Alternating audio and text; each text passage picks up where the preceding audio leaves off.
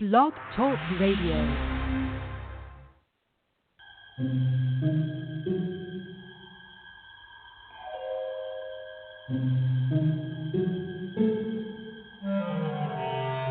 Archangels, ghosts, and Bigfoot, oh my.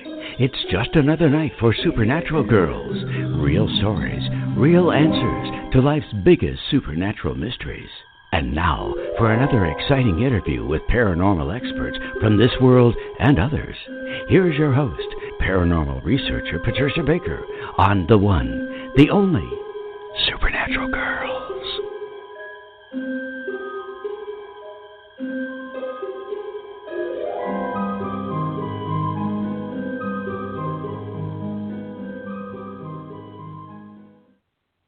Welcome, everyone, to another exciting episode of Supernatural Girls Radio. I'm your host, Patricia Baker, and I am here without my co-host, the lovely Patricia Kirkman, PK, tonight, because PK has come down with some type of jungle fungus. So she's sick in bed at home, and I have heard that there is a very bad bronchitis, pneumonia, some terrible thing going around, and unfortunately it has landed right on top of PK. So she will not be with us tonight to offer us her wisdom on numerology. We'll catch up with her next week. And we have a great guest. I'm going to bring him on in a few minutes. Graham Phillips. He's one of our very favorite guests. I call him our very own Indiana Jones.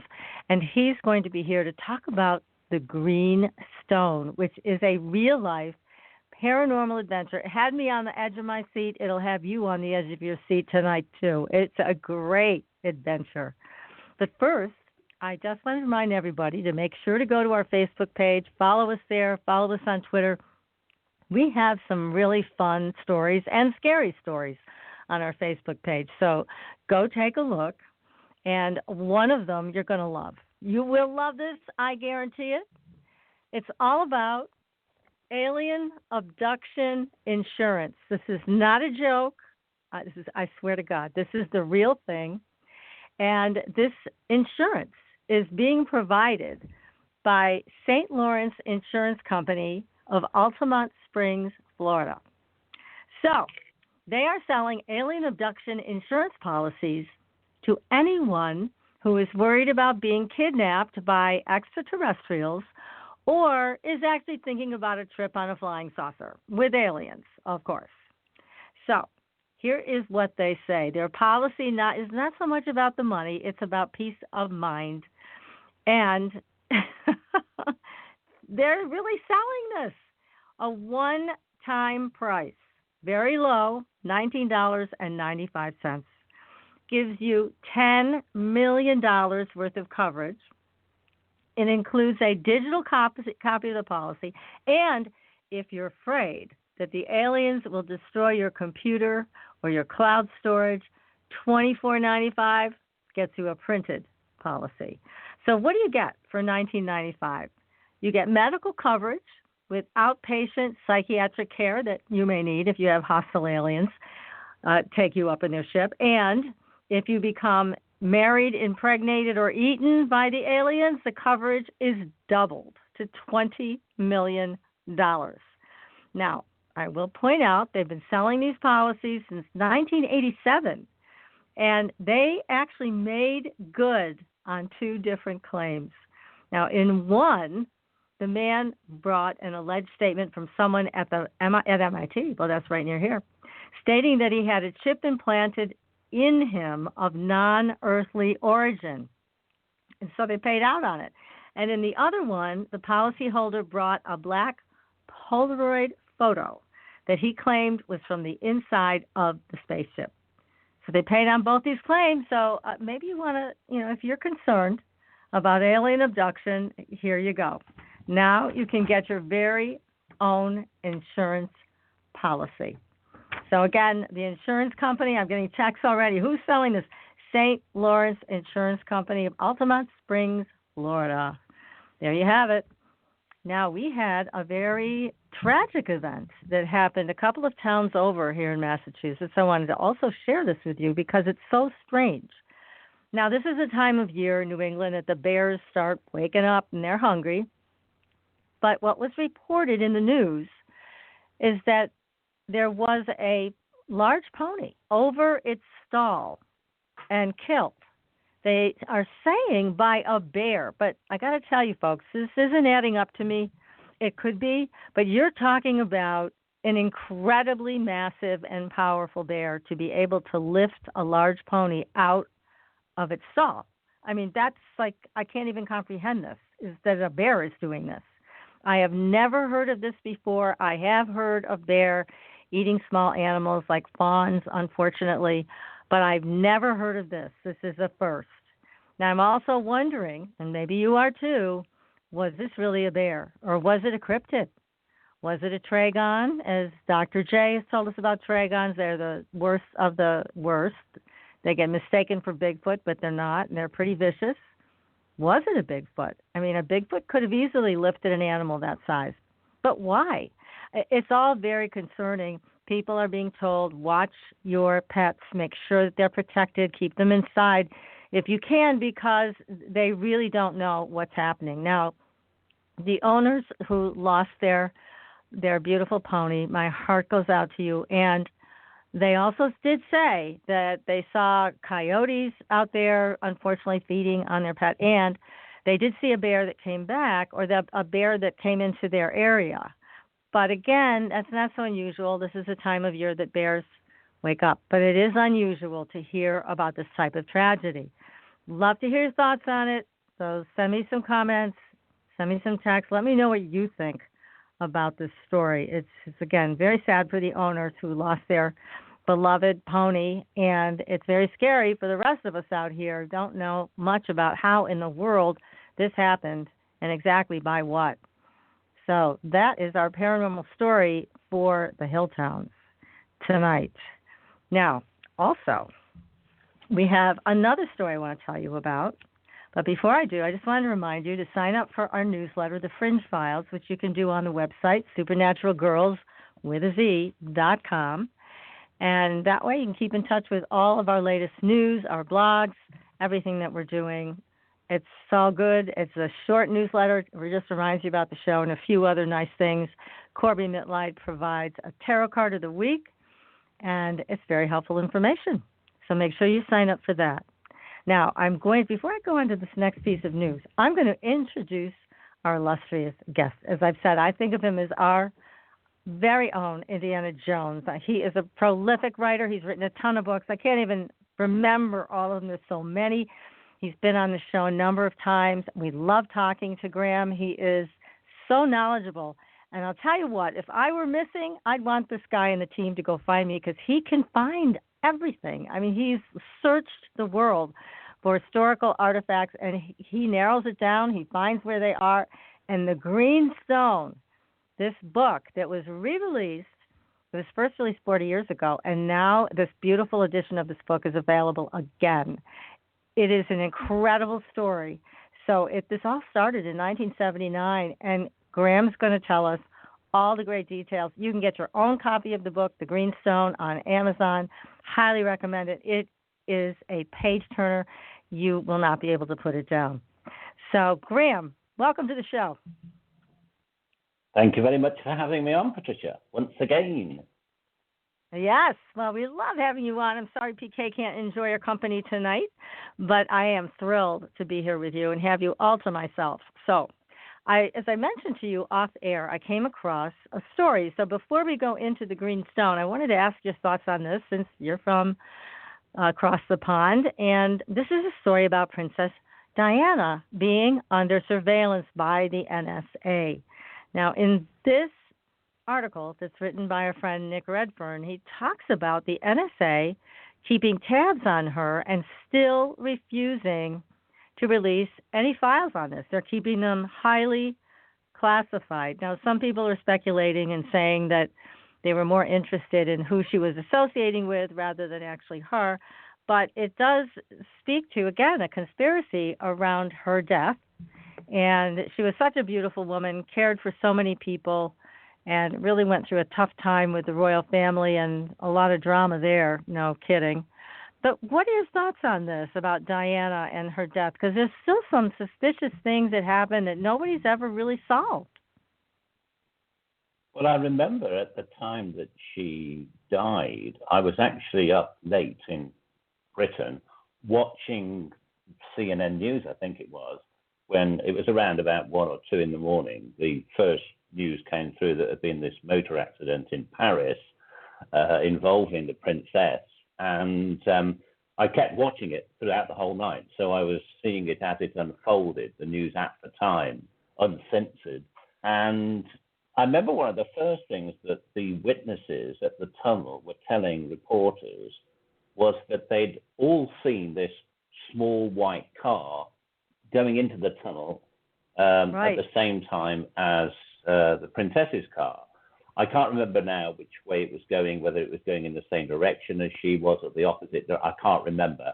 But everybody was talking about this white car, lots of different witnesses. And throughout the night, they kept mentioning this. People went back to it. But then the next day, when the story broke in the newspapers, there was nothing about this white car. And it didn't appear in the news for considerable time afterwards. And then eventually, some people started coming forward saying, well, what about this white car? No one's reporting on that. The French police said they're investigating it. Everyone seemed to be quite happy that with the conclusion that the driver of Princess's car had been drunk and it was a tragic accident. They'd been trying to get away from the press, trying to photograph them, and they'd crashed, and it was a terrible accident. And this white car was completely forgotten about. A lot of people started to bring this up. What about this white car? And eventually the French police claimed that they had found the driver of this car and there was no problem with it, but they never released any details. And that's one of the mysteries that I don't think has ever been really fully explained. You know, what was this white car? Why did, first of all, they say there was no white car, and then later said, oh, there was one, but we've interviewed the guy and there's no connection. So, yeah, there are strange things around it. Absolutely. And you pointed out, I think, Graham, one of the most important ones about that white car. I mean, there were other things as well that were quite concerning that, as you mentioned, a lot of these questions never really got answered. They just got brushed aside. So it still remains a mystery. There are a lot of people I know that still believe that Princess Diana was murdered. This was no accident. And who knows, maybe someday it'll all come out. But you have been on a trek involving so many mysteries, and you do get to the bottom of it. You do get to the truth. You are amazing.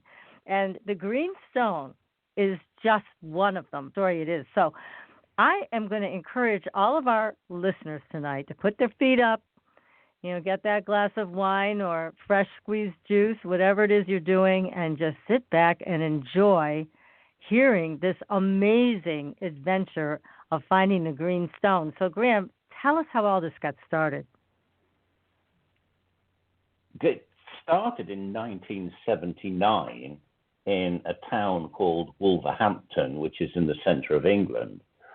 And I was in my early 20s then, and I was working for a magazine that investigated the paranormal. It was called Strange Phenomena. And the magazine had its offices in an old Victorian house on a leafy close in the suburbs of this big town city of Wolverhampton. But it was quite close to the countryside, really, where we were. And the house was a huge, great, rambling Victorian house, and right opposite was a park. So there was trees there. So you may as well have been in the countryside. It wasn't like being in a city at all. So we had this headquarters of the magazine, and we investigated all sorts of different paranormal stories, everything from Bigfoot, UFOs, the sort of things that you investigate on this show. Yes, and right.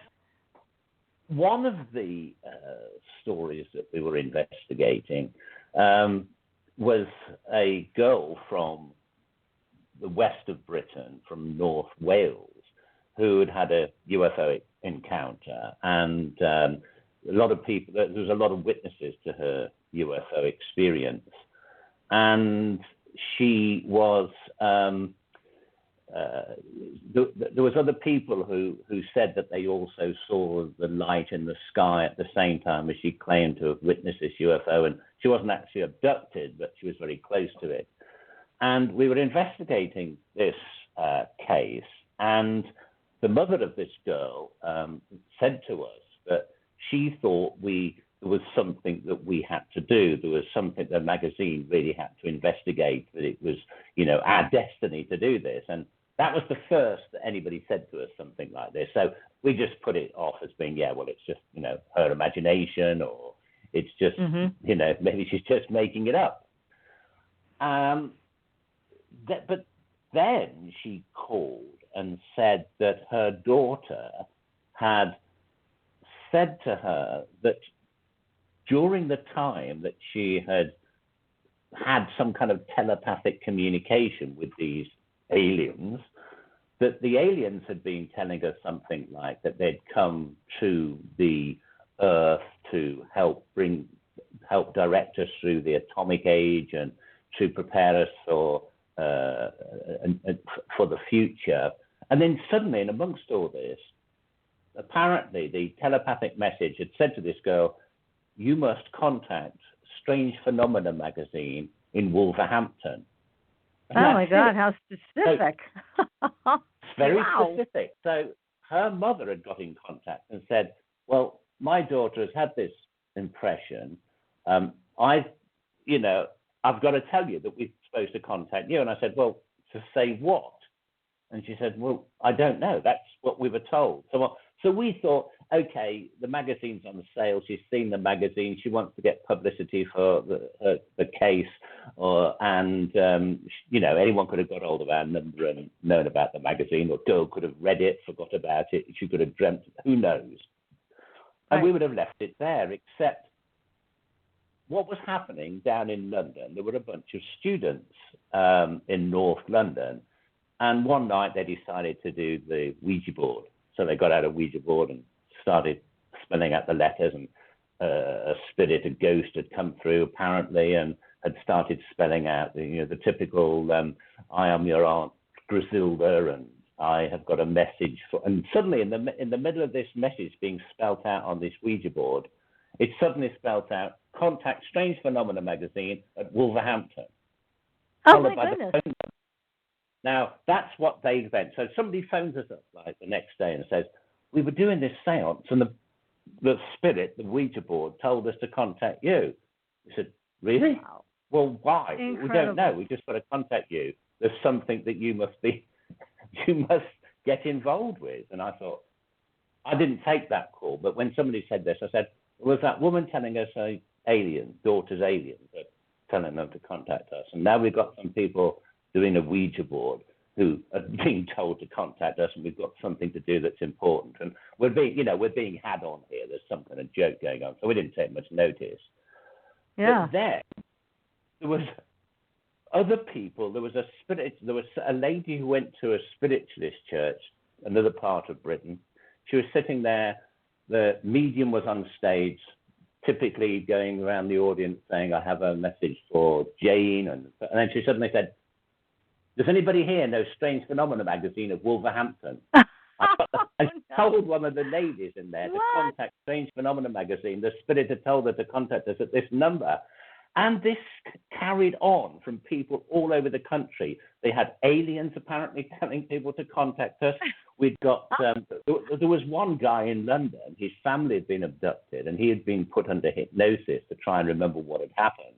And he was saying, "Yes, the aliens are telling me that we must live in peace and contact Strange Phenomena magazine at Wolverhampton on the following number." And the people they were all getting in touch from all over the country, having these different kind of experiences. Somebody claimed to have seen a ghost that appeared over their bed and told them to phone the magazine. Oh my God! What were you thinking when you got all this communication from people? Well, we thought it was a hoax. We thought that some rival magazine had set these people up to contact us to make us look stupid. So we thought, okay, go along with it. So we said we got in touch with them all and said, "Okay, you've got in contact with us. If you're serious, come here to the offices in Wolverhampton and we'll have a meeting." And they came. And there was old people, young people, kids. And they was literally were looking at us saying, well, what's it all mean? Why are we here? And we checked them out, and we didn't do anything at first. We just listened to what they said, still thinking we were being wound up by somebody. And we kind of looked into it, and they came from different places. They were from different backgrounds. They seemed to, and we just couldn't see how this could be pulled off. Not back then. Now you could do it. There's the internet and there's social media. But back in 1979, there was no such thing as mobile phones. You had a telephone, and that was really expensive to use. Yeah, that was a big deal. There was no way people could coordinate something like this. But we still thought, well, something's going on. It's probably a joke. Until eventually, I myself went off and started coming up with a message. So that's how it started. Wow. So whatever was going on with wherever this was coming from, whomever this was coming from, you couldn't get away from it. They really wanted your attention. Yep. So what we decided to do, now I had never been or considered myself psychic in any way. And one night at the offices, one evening, there was quite a few of us working from there. And a guy called Andy Collins, who's also since written a lot of books himself about the paranormal and other various mysteries, he was working for the magazine too. And he said, you know, we were just doing some experiments in past life regression. And we'd been to see a couple of hypnotists. And Andy had picked up a few tricks about how to do hypnosis. And he said, you know, let's try it out and see if we can do it here. And I kind of volunteered to be the guinea pig, but I didn't think he was going to get me to go on. So to be quite honest, we say in the book that he used a special meditational technique to get me off. Actually, what that was plying myself with vodka because I just couldn't concentrate without getting a little bit meditation technique. I think I went a bit far with it because I was absolutely out of my face. But he carried on doing it, and I don't remember anything. And then there's nothing creepy about me not remembering. It was because I was drunk. But the thing was that he and the few others there decided to sort of keep trying to hypnotize me, and he thought it would be a good idea to see if he could hypnotize somebody who was drunk. And we must remember that he was drunk too. So you've got a drunk hypnotist and a drunk subject. Oh my God, and what a combination. Witnesses who were drunk, but it was all being recorded on tape. Now, all I know is that I kind of passed out, and then suddenly I woke up, and Andy was there, and plus all these other characters standing around saying, oh my God, what's going on? What? And looked staring at me. And I said, what is it? Apparently, I'd sort of gone off, and at first I just started snoring because I'd fallen asleep. But then I started whispering in this kind of, this quiet voice. And I won't give the whole details because it will take ages to explain it all. But basically what I started to say was that I had a message, whatever this whispering voice was that was coming through me, said that the Strange Phenomena team had to search for this green stone, and that this green stone had once belonged to Mary Queen of Scots, who had lived during the Tudor period in the 1500s, and she was executed by the Queen of England for an attempt to overthrow her, at least the Queen thought she was, trying to overthrow her, in 1587. And when she had died, she'd had this ring with a green stone in it, which was said to have miraculous properties. And it had been hidden shortly before she was executed, and it had never been found. And there were these series of clues that led to where it was, and we had to follow these clues and find it. And that's pretty much all I said, and it apparently took me quite a long time to say all this because the voice was speaking very slowly.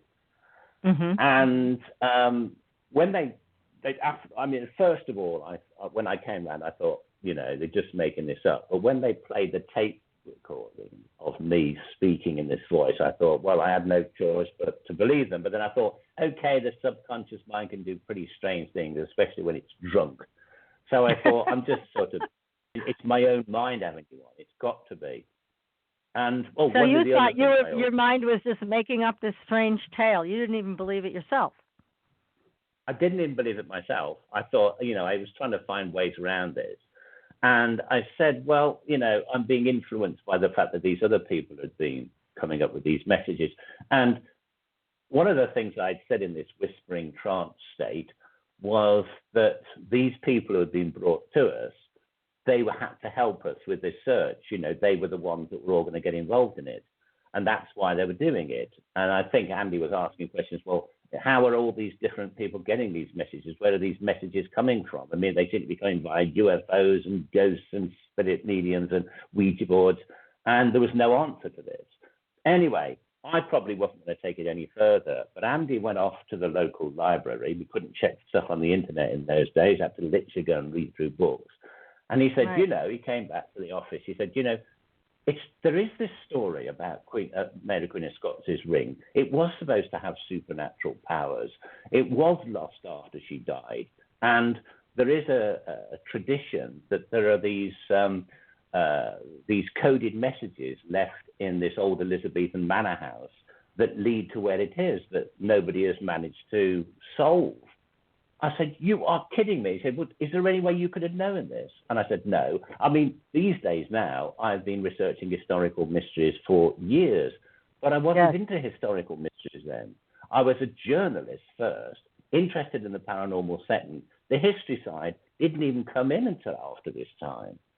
So I said, that's incredible because you're so good at all of this. I mean, the times that you've been on our show before, we've talked about how you have literally dug up the most amazing finds. And so, but back then, that wasn't your thing. So I can see where you would have been so skeptical of all of this. When I started as a journalist, I was a journalist for the BBC on BBC Radio in England.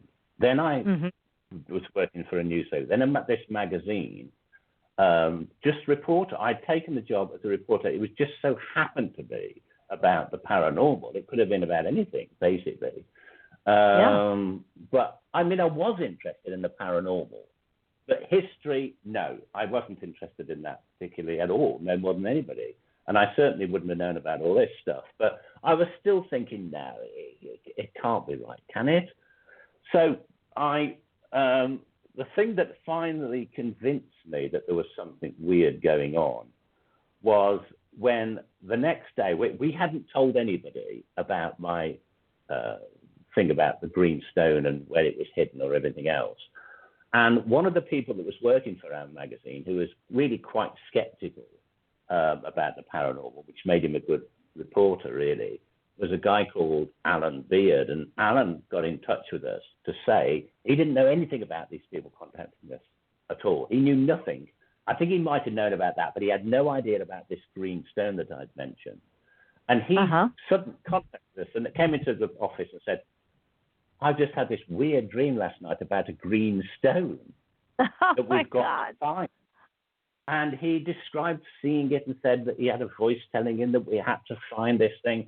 And then somebody else who worked for our magazine, a guy called Terry Shotton, he got in touch and said, I've had this really strange dream that we've got to go and find some jewel stone or something like that. Oh, my goodness. So suddenly, it's not only people from around the country that are getting in touch with us, it's actually ourselves within the magazine who are getting these impressions, dreams, and speaking spirit voices telling us to do it.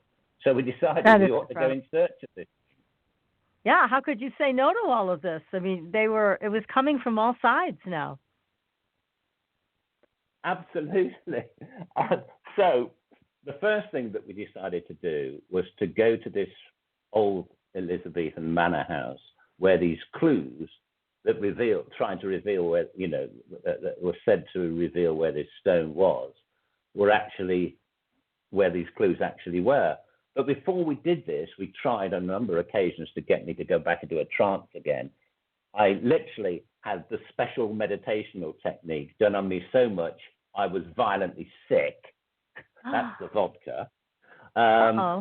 We tried to get Terry and Alan to have dreams again, but that didn't seem to work. We asked the other people who had gotten in touch with us to, go and try and call up your aliens, do your Ouija board, get more information. Why have we got to find this then? What is it? But nothing. So we were only led Nothing. with the possibility of looking to see if we could solve these clues. Yeah, because now that you couldn't ignore any of this, and you start going down the path, and then the information dries up. How frustrating!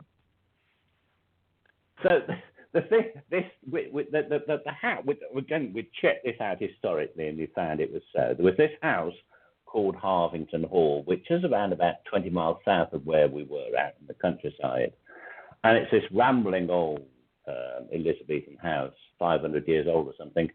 And it is now open to the public. It was then open, which it is, open to the public. And it looks pretty much as it did do back in the time of Shakespeare and so forth.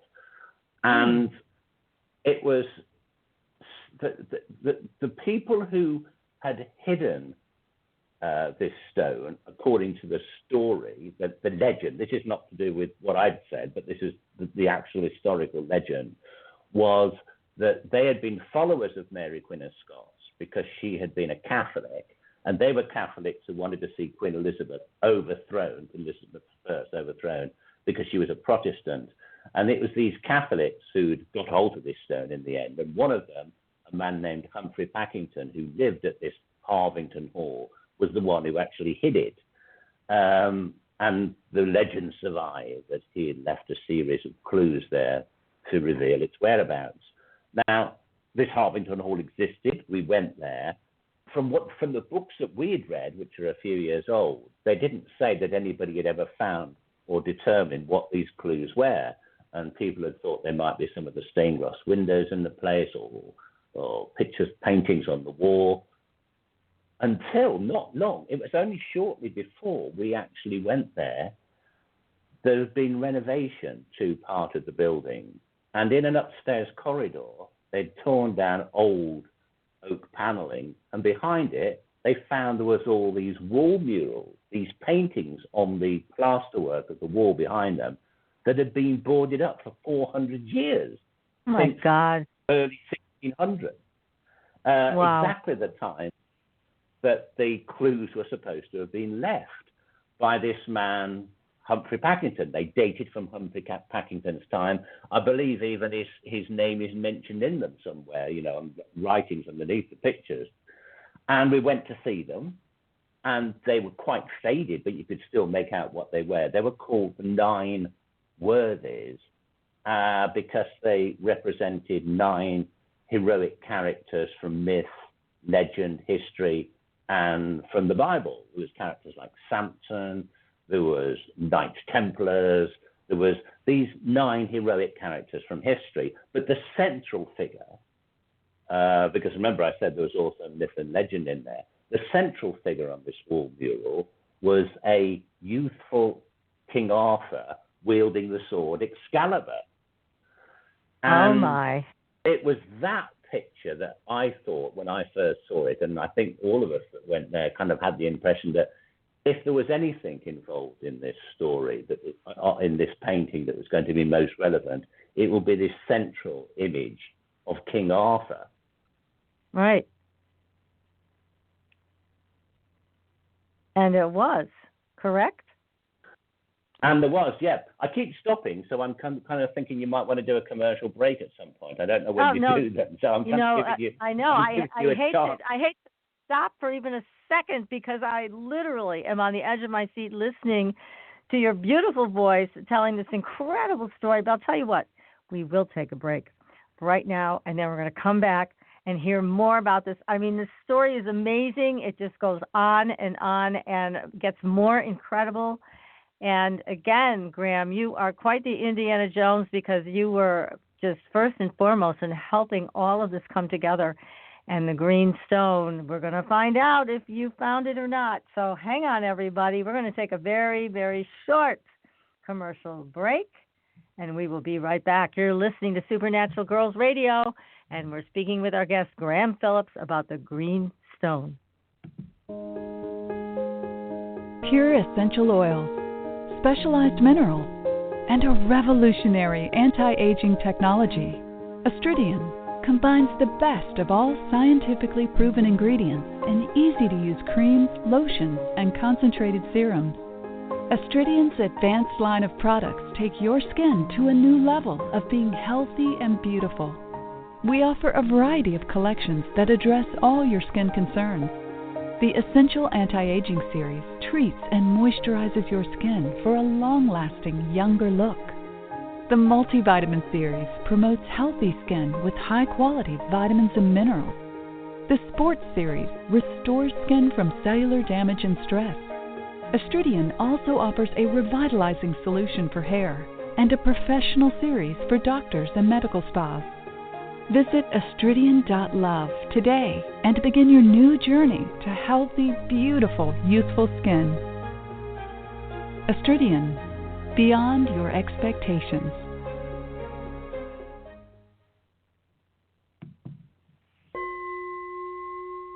Are you ready for a new experience of freedom and powerful connection? Would you like a positive, effortless change in your life? Then come to CosmicFusion.com, where we offer the most advanced energy clearing and expansion techniques in the world, with a quantum vortex energy to activate your divine blueprint and life's purpose. When your soul leads the way with cosmic fusion and quantum vortex energy, you can break clear of past difficulties and blocks with the power of the Source. With Cosmic Fusion, the Source energy does the work for you. It's easy and effortless. Listen to our free meditation right from our Cosmic Fusion website, the Cosmic Code Meditation. Sign up for one of our interactive webinars today. Come to Cosmic Fusion, www.CosmicFusion.com, to experience an effortless awakening and transformation. Are you ready for an upgrade?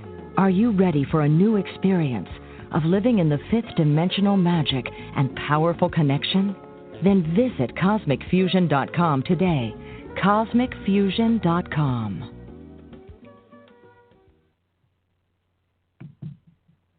Your property tax bill. Have you seen it lately? It's frightening. Your property taxes are going up while your home value is going down. It's time to fight back and win. For the real truth about the property tax system, get attorney Pat Quintilian's book, Are You Getting Screwed on Your Property Taxes? How to Find Out and How to Fix It. Attorney Quintilian answers all your questions and gives you the facts you need to fight a property tax bill that is spiraling out of control. You'll also read about what happens to property owners who don't check their property records, only to find out too late they're taxed on square footage, fixtures, and even buildings that they don't own. Is this happening to you? Learn your rights. Buy attorney Pat Quintilian's book today. Are You Getting Screwed on Your Property Taxes? How to Find Out and How to Fix It. Available on Amazon.com. Welcome back, everyone, to Supernatural Girls Radio. I'm your host, Patricia Baker. I am here with my incredible guest, Graham Phillips. And Graham, before we go back to the story, I just need to let everybody know that one of our sponsors is Astridian, and they make an incredible skincare line that I think is tremendous. It's very high in mineral content, and it is very, very good for your skin. Now, for our audience, if you decide that you want to buy Astridian products, which I do highly recommend, make sure you give them the code Supernatural. They'll give you 10% off, and they will also send you some free samples. So be sure to go to their website, astridian.love, L-O-V-E. Okay, Graham, here we are. We've got to get back to this incredible story. So can you pick it up where we left off? My phone is blowing up. Well, did he find the stone? Did he find the stone? Look, you guys, you got to be patient and hear the rest of the story. It is incredible. Okay, so go on from there. So we're left looking at this painting, this mural on the wall, this kind of creepy upstairs passageway in this old Elizabethan house. And we're drawn to this picture in the middle of King Arthur, a young King Arthur, wielding Excalibur. And we kind of think that could be it. What totally got us convinced of this is that this guy, Alan Beard, who had the first guy other than me to mention that we would be looking for a green stone. He had this dream about it. He while we were there, we wanted to know get the input of one or two of the others. So no mobile phones back then. It's 1979. And Andy goes to the local telephone box. That's the only way you could, a phone booth outside. Right. Calls back to the magazine headquarters where Alan Beard was and says, telling others there about what we'd found, what do they think. I mean, these days you could just do the whole thing live through your camera, but through your phone. But no, not back then. It's all. So he describes it. And Alan said that he'd suddenly had this impression, this feeling, that we weren't looking for a stone initially, but a sword, which would then lead us to the stone. So he said, keep a sword in mind. And Andy went, oh, my God. He doesn't even know about the sword we just found in this picture, Arthur wielding Excalibur. So we thought, okay, fine. It's got to be, that's confirmation. Cutting a very long story short, we finally worked out that there's got the Arthur figure is standing there, and behind him, there's a hill. And on this hill, in the painting, all his knights are gathered. So you've got Arthur, hill behind him, knights on the hill. So we thought if that could mean something, perhaps it refers to some local landmark. And we looked on a map of the area around Harpington Hall, and believe it or not, just a couple of miles away, we saw there was actually a hill called Knight's Hill. There had been knights on the hill behind Arthur. So we thought we'd investigate there. And we thought, well, is it going to be on the hill somewhere? Whereabouts is it? Directly below the hill was an old bridge that had been there in Elizabethan times, an old, pretty much overgrown bridge beside this lake and a little river going underneath it, feeding this lake. Mm-hmm. And this bridge was called Arthur's Bridge. Oh, my God. So you've God. got Arthur's Bridge. We went to the place where the hill, the pool at the bottom, this lake is called Knight's Pool. Right behind it, Knight's Hill. So we went to the bridge overlooking Knight's Pool, Arthur's Bridge. And if you stood on it looking towards the pool, you would be in the same position as the Arthur figure is with the hill behind him. So in other words, if you become like the Arthur figure and you stand on the bridge, you've got the hill behind you, Knight's Hill, as the figure Arthur has got the knights on the hill behind him in the painting. He's looking down and to his left. And we think if we look down and to our left, what are we looking at? The foundation stones of the bridge overlooking the lake to the left-hand side of the bridge as you're standing overlooking the lake. It took some time to work out maybe if there is something in the foundation stones behind which one. And because the paintings were called the Nine Worthies, 9 was a significant number. So we eventually worked out 9 across, 9 down, because if we went 9 down and 9 across, it wouldn't work because you'd end up in the mud at the side of the banks. So you had to go 9 across and 9 down. And the big stones that made up the foundations of the bridge were all overgrown with ivy and brambles and everything, and you had to clamber down and literally be standing in the mud by the lake to actually get to where these stones were. And eventually we managed to remove the 9th stone across and down, and astonishingly, behind it, there was a sword. Oh, my God. Now, it was completely did you all almost encrusted. faint? That is incredible. My God. Well, actually, when we finally found it, it was night by this time. And so we were doing all this by torchlight because it had been taken ages to figure all this stuff out. And to be standing in the sort of this lake in the middle of nowhere in the dark, all surrounded by trees and the occasional hooting of owls and stuff and the strange sound of water birds being disturbed on the lake. And you pull this stone out, you shine the torch, the flashlight, as you call them in America, shine the flashlight into the where the stone had been. There was this recess behind it, and on it was this short short sword or long dagger, about 18 inches long, with a stunted cross guard. And it was heavily encrusted with years of silt and sediment, but you could tell that it was the shape of a sword. And I was completely speechless. I think that my friend Andy almost fell back into the water. We were so kind of, what? I know. It's like nobody really expected to find it, but you did. We didn't. I didn't expect to find anything there. I thought we were on an interesting wild goose chase, and I thought if we did, but the fact is, not only, it's amazing enough that we'd actually seemed to have solved clues that had remained unsolved for like almost 400 years. Right. And the fact that it had also been psychic impressions that had led us to even start on this search. People from all over the country, my own trance voice as well.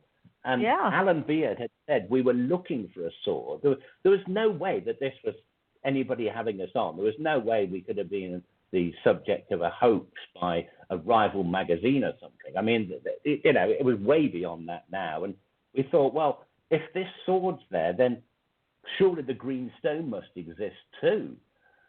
First of all, what we did is have the sword taken to a museum, and the thing was cleaned up, and it was found to be a steel sword, one-piece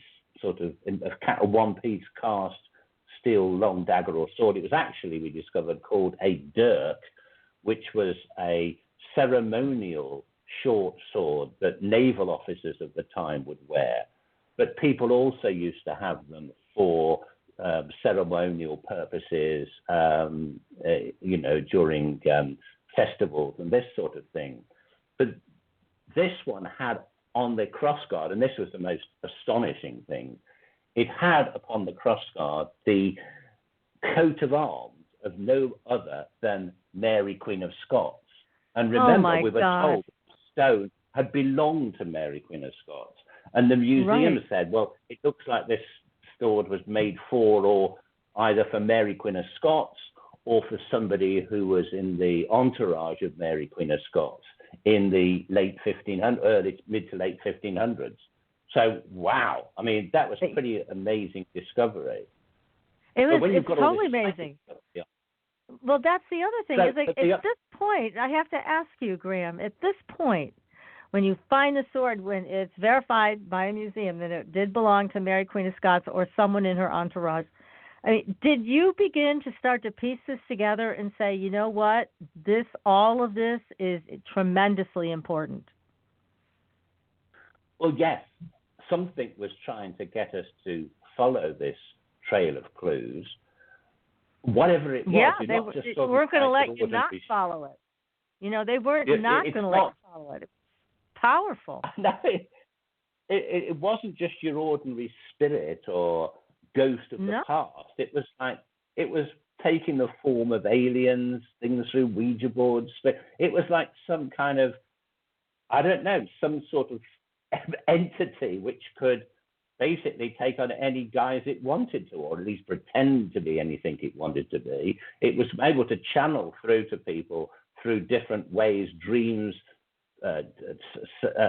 trances, Ouija boards, abduction experiences, hypnosis, even in the form of ghosts that appeared to people. So, I mean, I'd never heard of anything like this before. I'd never even heard of anybody finding buried treasure before by solving clues using psychic messages. Never. It just doesn't happen. When the book eventually came out and the publicity was generated around it, this kind of psychics find buried treasure, first time ever kind of thing. I mean, now, since then you've had stories like the Da Vinci Code, and everybody's known about Indiana Jones and all this kind of stuff. So the idea of people searching for buried treasure with psychic messages and all this sort of stuff is pretty sort of common these days in the public imagination, because it's portrayed that way in films and on the TV. But this is going back to 79. It just wasn't known about. I mean, this just never happened before. And it happened. So anyway, I mean, the other thing is that before you go on, I mean, the thing that I'm really caught with here is that all of these clues and this kind of group energy that was pushing you forward and wouldn't let go of you, I mean, this all led to very tangible results. That's unusual. Well, the most astonishing thing, I think, about the sword itself is that one of the things we were told, I can't even remember now if it was my whispering voice that came up with its name or Alan Beard's dream or whoever it was, but somebody had said that the stone was called the Meonia stone. I think we found something written about it somewhere. The word Meonia, actually, we didn't know this for years afterwards, but it refers to a kingdom in part of what was once part of the ancient Greek world, where there was a queen called Omphale, who was supposed to have existed around the same time as the Trojan War, in which this Queen Omphale made certain magic stones, and these stones had the power to do different things. One could heal, one could summon demons, one could protect you, and so on. One could allow you to astrally project. She is the person who's said to have made the stone, which is the where the oracle at Delphi used to sit. The Delphi oracle would sit in front of this. It's known as the Omphale stone. You can still see it on display in Greece today. She is accredited in making this. So this Omphale, this mythical queen of ancient Meonia, made these Meonia stones back in sort of 1000 BC or something, according to Greek legend. That is why the stone seemingly was the Meonia stone, or at least a Meonia stone. So this is what it seems to have been, supposedly, one of these magic stones made by this ancient Greek priestess queen. Now, okay, so the stone was called the Meonia stone. We've been told that before we went to the bridge and took out and found the sword. When the sword was cleaned up, on the hilt was, as I say, the insignia of Mary Queen of Scots, but written along the blade, inscribed along the blade, were the words Meonia for Mary. So we knew that this was associated with the Meonia stone. There could be no doubt. There was no saying that this is just people just shoved old swords in bridges in those days and we just so happened to have come across one. No, it was definitely associated with the search for this green stone. Yes. Oh, my goodness. Oh, this is unbelievable. I love it. I mean, I know our audience is loving this. This is such an amazing story. Oh, my. Keep going. Okay. The next thing we do is, okay, so how do we find the stone? Again, I'm cutting a very long story short. If you read the book, you'll see there's lots more stuff in it than this going on. But I've got to try and make this fairly succinct to get it finished by the end of your program. Right. But what happened is that this girl who'd had this UFO experience, whose mother was one of the first people to get in touch with us,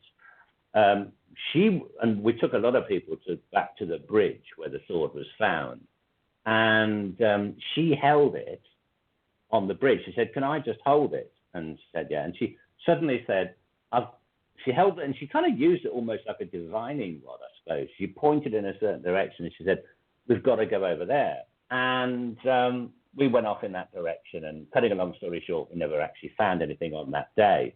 But that night, when she went to sleep, she had a dream, and she dreamt that she saw a swan flying, and around the swan's neck was tied with a leather thong. There was tied this pouch. That was what she saw in the dream, a swan with something tied around its neck.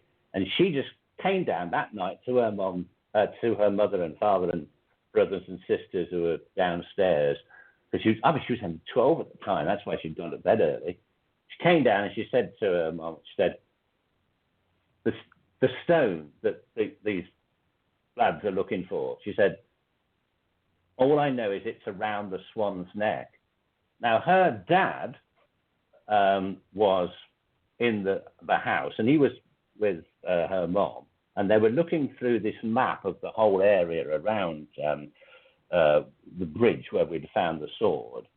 And the moment Gaynor said, well, that was her name, Gaynor, the moment she said this about the sword, the stone being around the swan's neck, her dad suddenly pointed to the map and said, oh my God, there's a place here called the Swan's Neck. And it turned out to be just a couple of miles away from the bridge where we'd found the sword, where she had stood and pointed in that general direction and said, I think it's somewhere over there, you've got to go. And there it was. There was a place, what it was a river called the River Avon. And in this river was a large meander. And this meander, this loop in the river, was called the Swan's Neck, presumably because it kind of full resemblance. And again, a long story short, we went to this, beside this Swan's Neck, the loop in the river. Oh, by the way, this girl's mother also had a dream that she saw an avenue of trees beside a river, and she knew at the end of this avenue of poplar trees, I think she saw, was a mound, and in that mound we'd find the stone. Well, when we got to the Swan's Neck, there was an avenue of trees, just like she'd described, and there was a mound at the end of it, and we dug into this mound, and a few feet down, the spade hit something metal, dug it up. It turned out to be a brass casket, about, 12 inches long, 8 inches wide, 8 inches deep, a heavy brass casket. And it was completely silted up and everything, and it had to be cleaned up. When it was opened, inside, we found a small green stone. Oh, my God. Incredible. Why is this not a feature-length motion picture? What a great movie this would make. And it's all true. This is amazing. Well, this story's been basically it was publicized when it happened in 1979, but back then there wasn't, all the TV stations and movies. They didn't make movies about things like this back then. It was just, horror films about Dracula or whatever, and monsters. I mean, people didn't make real-life supernatural dramas back then. This is before you would even got things like the Amityville horror wasn't even out at this point. So nobody did sort of supernatural dramas, and since then, the book's been out of print, and it's only now, after 40 years, that because of the anniversary, we thought, well, let's republish the thing and see what happens. So it's only now that people are going to get to know about it. Well, people would love to see this on the big screen or even on television. I mean, this is such a great story. And I know from reading the book exactly what you're talking about. There is so much more to this. I mean, you're giving us the abbreviated version so we can hear the high points during the show. But again, I want to encourage everybody to get this book because there is so much more to this story. It is, all of it's mind-boggling. So, okay, don't mean to interrupt. Keep going. So you find the green stone in this little casket, and then what? I was going to say that if people would say, oh, you're just making all this up, it didn't really happen. If you went to my website, which is grahamphillips.net, on the first page, there's all the covers of my books. All you have to do is click on one of those books, and you'll then get a good few pages coming up of what each book's about. If you click on the image of the green stone cover on the front page of my website, it'll then take you to another page which gives a brief outline of what's going on. On there are 3 movies that we made, one of them recently when we went back to where these sites were and we're discussing it. But one of those is the actual homemade video that we did back in the early 80s, back 40 years ago almost, just after these things happened, with interviews with the people involved. And you can see, when you look at these people, they're just ordinary, everyday men in suits, middle-aged housewives, young girls, it's ordinary, everyday people. You could say, well, there's no way these guys are going to be making up some crazy. They're not all bikers or something. Or not there's anything wrong with bikers, but you might imagine sort of Hell's Angels to get involved in this stuff. These were all the people whose jobs were safety officers. One of them was a policeman, a chef. It's just weird. So if you actually go and look at those people are telling the story about how this sword was found in the stone and giving their. But there's interviews with Alan Beard, the one who had the vision, a lot of the visions, and some of the most important ones, dreams. Gaynor, the little girl who had this, who dreamt about the swan's neck. Her mother and others. They're all there being interviewed back as they were in. Yeah, I highly recommend people go to your website, grahamphillips.net, and watch them. I watched them, and they were also very fascinating. And you see exactly what you're talking about. These are very everyday people that got caught up or were being used in this effort to find the stone, which you did.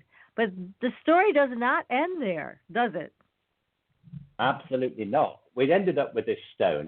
We took it to the museum. They said it's just made of simple jade. It's a jade green stone. It's about, 3/4 of an inch long, 1/2 an inch wide, 1/2 an inch deep, rounded, but flat on the bottom, just as it would be if it was set in a ring. Unfortunately, the museum couldn't date it. You couldn't date a stone. You can only date something which is organic matter by carbon dating. They were able to date the casket, basically based on its design and so forth, to dating from the 1500s. So it certainly came from the right period, as did the sword. But the stone itself, they couldn't tell how old it was, only of what it was made from. So you got an ordinary grade jade stone. So we thought, well, we've got this thing. Why were we supposed to have found it? At first, nothing happened. But when we took it back to the magazine offices in Wolverhampton, strange things began to occur. The first thing that happened was that one evening about 5 o'clock, this was all happening during the winter months, so it's getting dark early. And around about 5 o'clock in the afternoon, when it started to get dark, suddenly the front office started to fill with this weird kind of incense-smelling smoke. And it filled the front room. We thought, oh, my God, there's a fire somewhere. So we started checking around. We went out into the corridor, which led to other rooms, and they were all filling with smoke. The corridor, the whole place was filling with smoke. If there had been a door closed in between, the other rooms were filling with smoke too. And we thought, wow, there's a fire. Just before we called the fire brigade, we were trying to check to see where the fire might have been. Suddenly the smoke started dissipating, and it disappeared almost as quickly as it had come. It had stayed there for about 5 minutes or so, and then just dissipated. And we thought, what on earth? We checked everything. We couldn't see what had caused it. So we decided to call out the electricity company to check the wiring, and they came. They could find nothing wrong. But the next night, 5 o'clock came. We kind of didn't think anything. We suddenly noticed it started to occur again, just as it was getting dark. 2 days on the trot. Again. And something happened. It filled the whole place. And it happened so often that we were getting dozens and dozens of witnesses to come and see this. The story broke in the local paper. People said, oh, you're just trying to get publicity for the magazine. So, well, you come here and try and explain it then. And it got so much publicity that the BBC TV news cameras turned up and actually filmed it. So there's somewhere at the BBC that stopped footage of the actual smoke appearing in there. And all these journalists saying, well, we can't explain it. And this went on for about a week. And then after that, the smoke stopped. But then other things happened. We went out, one day we came back to the magazine headquarters about 9 at night. Some of us used to sleep over there if we were, deadline of the magazine was coming up. So we came back. We'd just been to the pub round the corner. We came back and the front door was wide open. And we went inside and we found there was all this blue gunge had been sort of like somebody had come in and thrown like balls of blue sticky stuff all over the walls. And we thought at first this was just vandalism. But when we got into the house, suddenly, as we just went in, the whole place started filling with smoke again. Now, this was about 9 or 10 at night. And not only did that happen, but all the lights began to blow. Not all at once, as if the fuse had gone, but one after another, until the whole place was plunged into darkness. Well, the next day, we phoned the police because it looked like there'd been a break-in. We realised that something weird was really going on, but we reported the break-in to the police. They came in. We wanted to know what this gunge was. Was somebody throwing poison around in there? They took it away, and they couldn't come up with any explanation as to what this stuff was. I mean, it didn't mean to say it defied all knowledge. It's just that their facilities at the police station weren't enough. And because it wasn't a serious crime, they weren't going to send it off to Scotland Yard or something to get in. So that just remained a mystery. They didn't know what it was. So that was weird.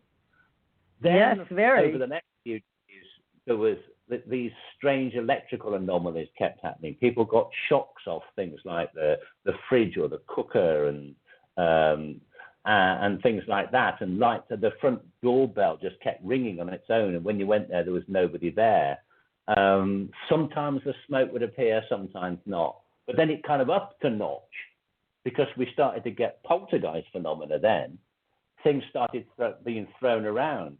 One of the people working in the front office was there when standing in the office when suddenly a speaker from a stereo system that was on a shelf on the side lifted up in the air as he was watching it and just crashed onto the ground. I was walking down the corridor in the middle of the offices that led to the various rooms when a heavy box of magazines that was behind me suddenly flew over my shoulder and crashed into the door at the other end. There was nobody else in the corridor. God. We started hearing noises, especially at night time, because we had to work there at night to get the magazine ready on time. And there was like breathing sounds. I remember on one occasion, about 4 of us were in there, and we suddenly heard this kind of, it sounded almost as if somebody was going to go in. That's about the best I can describe it. But we couldn't tell where it was coming from, somewhere in the place. That happened. Half the staff weren't turning up because they were getting frightened to death and wouldn't. But people would, quite a lot of the people weren't coming into the office. Can't blame them. They were being witnessed not only by the people who worked there, but by this. Where exactly was Stone during all the stone during all of this? Strangely, nobody thought it had anything to do with the stone at first. The stone was right in the middle of the front office on a table that was being used for, I don't know, where the phones went and stuff like that, and the photocopier. It was just literally on the table in its brass casket thing, just still there. We just left it there. We didn't know what to do with it at this point. We were trying to find out who owned the land it was on, but it turned out to be common land, so we didn't know quite what to do with this. The sword itself, we'd had words with the people who owned the property, and they said basically we could hang on to it. But we didn't know what to do with this stone, so it was just left there.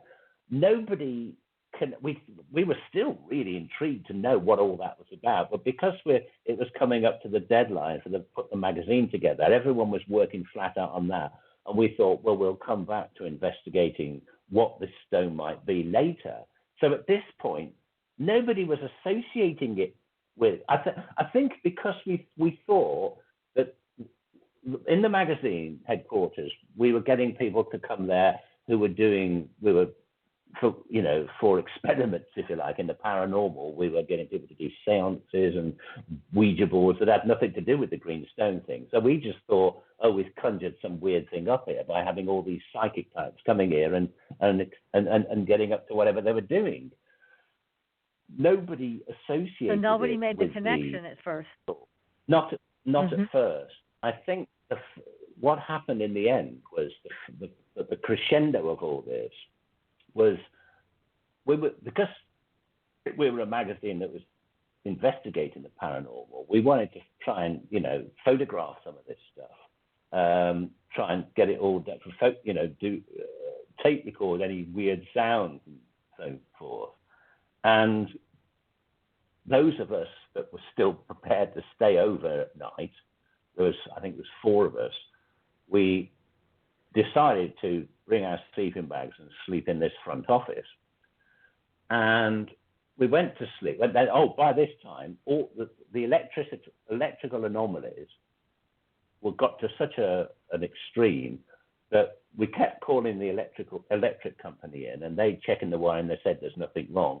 Then we suddenly received this electricity bill for something like £4,000. That's like $7,000. Electricity bill back 40 years ago. That would be like $30,000 now. We said, what? This is ridiculous. They said, well, you must be running the whole street off your electrical meter. And because we wouldn't pay this, and because they said, the wiring must be dangerous, they cut us off. So we were now suddenly, we couldn't do the magazine from there anymore because the power was off. So we stayed in the front room with the magazine to try and work out what all this weird stuff was by kind of like holding a seance and whatever, and nothing happened when we did that. We tried to contact the thing on a Ouija board. We had mediums come in. That didn't work. So the four of us were sleeping over in the dark, and all we had was candles that were put around the room. We went to sleep on the sleeping bag. And I remember waking up in the middle of the night and seeing Andy Collins with flames leaping from his sleeping bag. And he was frantically trying to put them out. It literally was like one of these things you see in a movie with, the person comes running out of a fire with flames all over them. And I'm thinking, oh my God, he's getting barbecued. Somehow, God knows how, he managed to get out of his sleeping bag, and he had no burns on him. He had no burns on his clothes or anything, yet his sleeping bag was literally burnt to a crisp. And in fact, if you go onto my website... Was that a blue flame? Do you remember? Oh, God knows. I can't remember. I'll ask him. He'll know. Maybe he'll remember. Because usually when it's a paranormal fire like that, it's a blue flame. That's why I'm asking. I can't remember what color it was. Yeah, it was probably so shocking. Yeah, but let me know. But there's actually, if we're on my website, when you go to the page about the Greenstone, I've got there the front cover of the local newspaper that covered this story after it happened, and there's a picture of him there holding his burnt sleeping bag. Yeah, it was burned up. Yes, I saw the photo. It was simply burned up. Oh God, poor guy. And miraculously, we couldn't figure out how. It seemed like one of the candles had set it alight, but it had jumped from way over the other side of the room. So, anyway, I mean, the fire may have been, but I don't think these sleeping bags were supposed to be fireproof. And we tried it out with the part of burnt remains that wasn't burnt, and we put a cigarette lighter to it. It wouldn't go up. It wouldn't burn. It just sort of kind of went fizzly. It didn't do that at all. So one candle, if a candle came flying across the room for any reason, it would have gone out. And it certainly would have. It wouldn't have set it alight like that. But what was really funny was when he was interviewed about this, I remember on the radio once, somebody said to him, what happened? He said, what did you think when you woke up? He says, I woke up and I saw these flames leaping from the sleeping bag. And I said, what did you do? And he said, well, I went back to sleep because I thought it was a dream. Oh. And I think he then suddenly thought, God, it's getting hot. And he realized he was awake. But at this point, we thought, no, something's got us, there's something wrong here. And it was at this point when Andy spoke to, I don't know who initiated this call, but this girl's mother contacted us, Marion, her name was. She contacted us to say that she felt that we were in some kind of danger, or whether we'd told her about this, I don't know. But she said that she was convinced that it was the stone that was causing this, and none of us had put the connection together. So we took the stone away and put it in somebody else's house, and everything stopped. But it started up in their house. This was lucky them. But there's a whole separate book we wrote about the weird things that happened in Terry Shotton's house when he had the stone there. There's a second book called The Eye of Fire, which is basically a terrifying story of the paranormal that happened when the stone was put in his house. But that isn't mentioned in the Greenstone book because at that point he didn't want that bit spoken about. But anyway, so it went into his house. All sorts of weird stuff happened there. So we knew it had to be connected with the stone. So we thought, we can't just keep moving this stone around from places to places, having people's houses haunted. So we, Marion came up with this idea. She said that she thought, I don't know where she got this from, a dream, I can't remember now, it's all in the book somewhere. As I say, I haven't told this story for 40 years. Right. But somehow she got the impression that we should take the stone to consecrated ground, and not far away from where the magazine offices were in Wolverhampton, just outside. There was this old ruined monastic building called White Ladies Priory. It was like a 1,000-year-old ruined building that you could it's just in the middle of a field, you just go there. And she said we should take it to this White Ladies Priory. That would give us protection. And she said, just outside the priory, there's the priory with walls around it, but no roof, and this archway where you could see through from the inside of the priory to the grass around it, and then there's this small copse of trees. And she said that we had to put the stone in this small copse of trees on this mound that was there, so that we went near it. So we then had to go back inside inside the walls of this priory to be protected by its consecrated ground, according to Marion. And when we went there, we had to read out these, banishment things that she'd found. I don't know where she'd got them from, some book she'd found or something. Anyway, we had to say these words. I can't remember what they were now. And I think there was 9 of us there, and 2 of the people there had never even seen any paranormal stuff before. One of them was the head of the local parks department, who happened to be a friend of Terry Shotton. Another of them was a local councillor, so in other words, a local politician who really didn't stand to gain anything from claiming to have weird experiences, who happened to be a friend of somebody else. There's 9 of us there. We basically stood in the centre of this priory, said all these words, or Marion said all these words, and I didn't think anything would happen. I mean, I thought, fair enough. And I thought, okay, maybe it will stop the stone doing weird stuff. But she thought it would discharge the awesome power of the stone and we'd be safe afterwards, or at least whatever the stone was wouldn't be haunted. And I thought, okay, we've done this thing, let's take it back and see if anything happens now. But just as I think we were ready to leave, it was dark. We had to do this for some reason at night. Why everything has to be done at night, I have no idea. So and we finished these words off, and I think we used the sword for something, but I can't remember. I think we had to hold the sword, or we had to make some weird shape thing and put the sword in it. I can't remember. It's all in the book anyway. But anyway, we did this ritual, and just as it finished, there was this like weird sort of noise, like a sort of, I don't know, like a bird of some kind, not like a crow or an eagle, I don't know, but it kind of noise that was over this copse, this wood where we'd left the stone on this mound. And this sound of this weird screeching bird came out from the copse right over where we were. And remember, there's no roof on this ruined priory. And it seemed to circle around above us. And remember, one of the guys there was head of the parks department. He was an expert on local wildlife. And he said that I have never heard any animals in the natural world make sounds like that. Certainly no birds that come from England. And there was this sound. We're all sort of looking up. We couldn't see anything, but it was "arr, arr." And then this crowing, whatever you want to call it, noise seemed to go back towards where the wood was. And then there was this ball of light that suddenly started to shine inside the trees. It was as if it started off as a small point of light and grew out to be, I don't know, maybe 6 feet across, like a white ball of light in the middle of the trees, right where the stone was. And we're just gobsmacked staring at this thing. And it rose into the air, and there was a couple of other white lights next to it, if I remember rightly, rose into the air and suddenly went, and it exploded, not like a firework. It wasn't anything like that. It was just like a massive flash that kind of was like lightning, but lasted for, I don't know, a few seconds. It was so bright. It was like daylight. We could see each other's faces. We could see everything.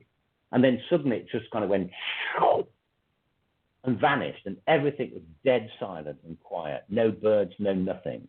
And we all just stood there. And then somebody said, "Run!" So we just fled. And it wasn't until the next morning we went back to find if the stone was still there. And it was. And then we took the stone back. Wherever we put it after that, nothing ever happened again. So that's pretty much the story. I mean, we never found out what that stone, how it had that power. Unfortunately, in the end, the people that were involved in the story all went their separate ways. The person who ended up having the stone for a while sold it to somebody who sold it to somebody else. Those people have since passed. So, you know, they were quite a lot older than me, and so they passed of natural causes. So nobody knows where the stone actually is anymore. I've heard it said that somebody in America eventually bought it, but I certainly know that for a good few years after those events, when one of us had the stone, nothing ever happened again. Why we were led to find it, what it was all about, with no idea. And some people said at the time, it's still a big mystery. People said at the time, "Oh, well, you were just doing all this to sell magazines." No, we weren't. The fact was that it was happening at the same time as we were bringing out the magazine. But by the time we actually told anybody else about the full story and wanted to get a book published, the magazine had finished. The magazine closed down for a whole host of other reasons, but the magazine had finished at least a year or so before the book came out. It didn't help with the sale of the magazine. No. The book did okay. People could say, "Well, you just did it all and made it up." Well, if we did, there was dozens and dozens and dozens of witnesses, and all the places that we followed these series of clues, they're still there. The Victorian mansion's still there. The pictures on the wall, the place where the sword was. Anyone can trace it all up. And that is that. Yeah, oh my gosh. This is an amazing experience that you've had. And again, you had mentioned earlier, let's go back to the Order of Meonia, and that there were different stones charged with different powers. Now, we know that Mary Queen of Scots did not have the protection stone, right? Because she was executed. So she did not have that one.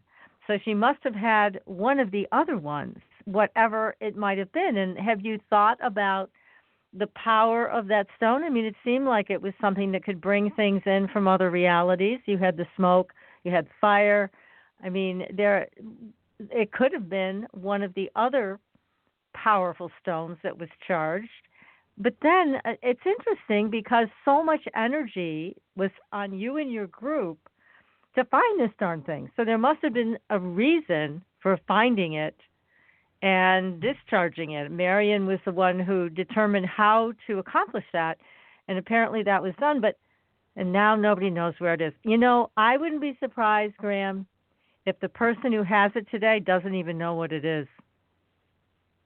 They probably don't. That's true. I mean, I can only say it would seem like something wanted us to find that stone, not because it specifically wanted it found by anybody, but because it wanted a group of people who were interested in this stuff to really get excited about it, who would keep going at it and be round the stone.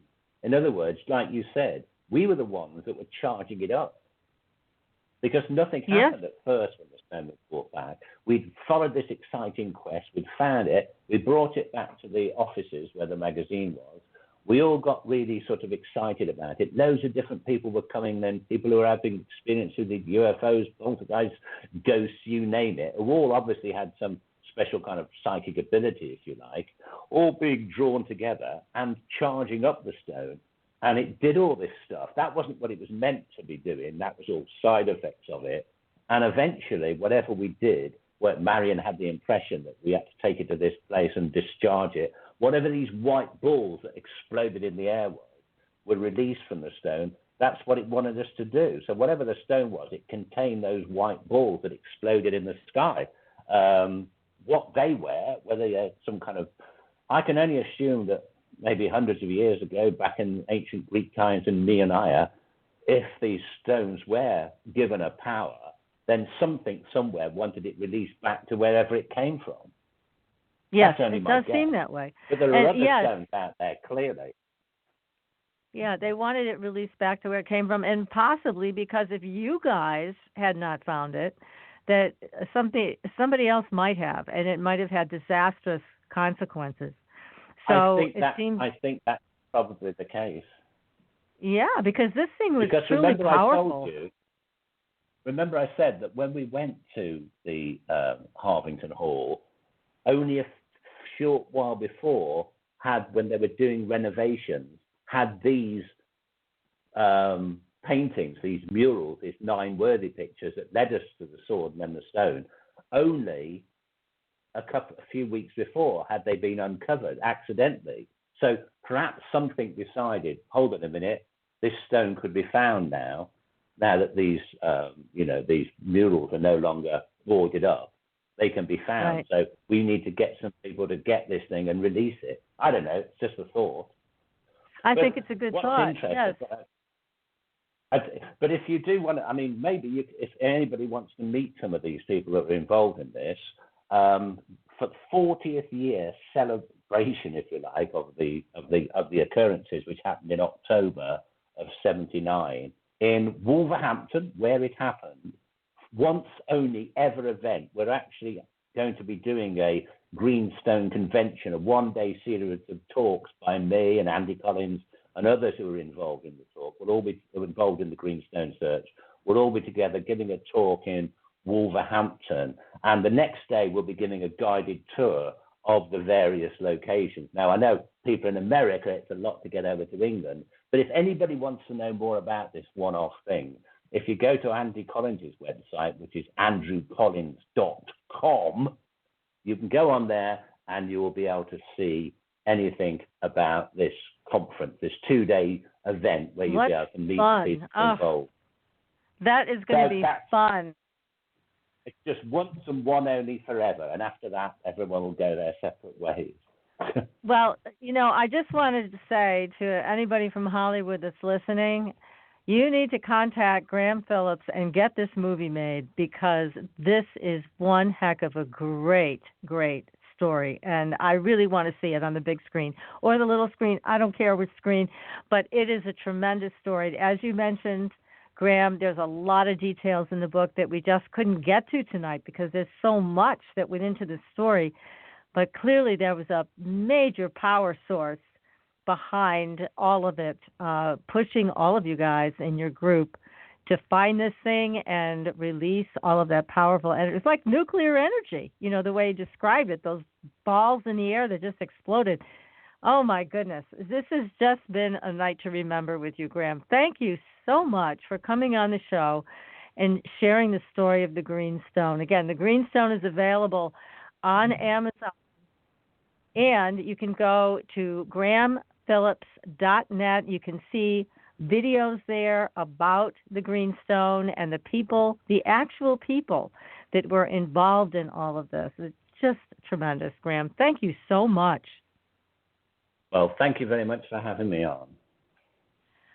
It was, I'm going to be thinking about this all night. Now I'm going to have to go research the Order of Meonia. It's just that there's so much to this. Just a great, great, great story.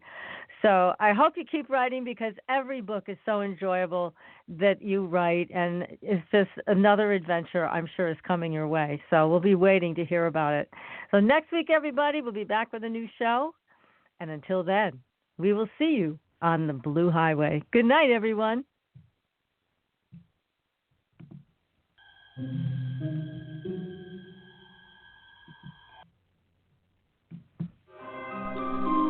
Thanks for listening.